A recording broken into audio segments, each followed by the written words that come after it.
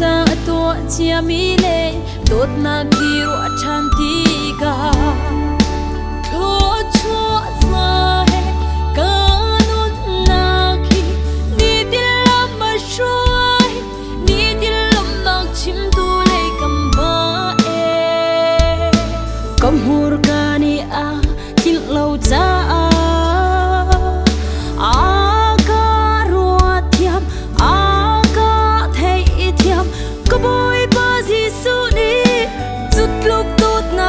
chu gat zung am hun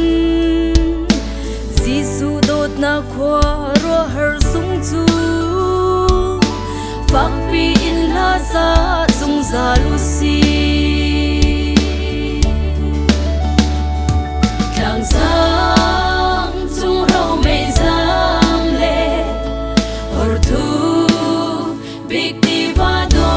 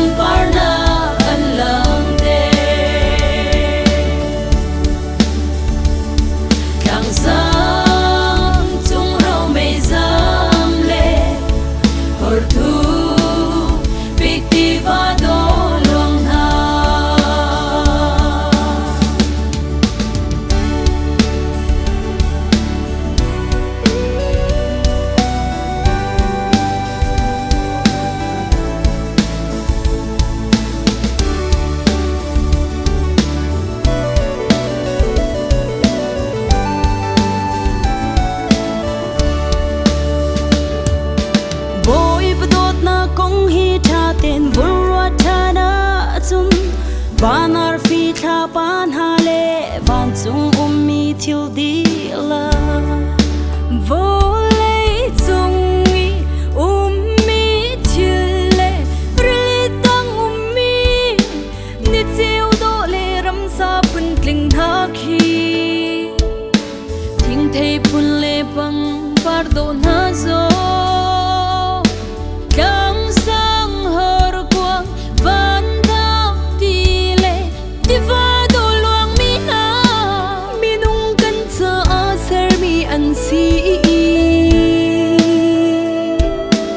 Gisu dot na khwa ro har sung chu phak pi in la sa zung za lu si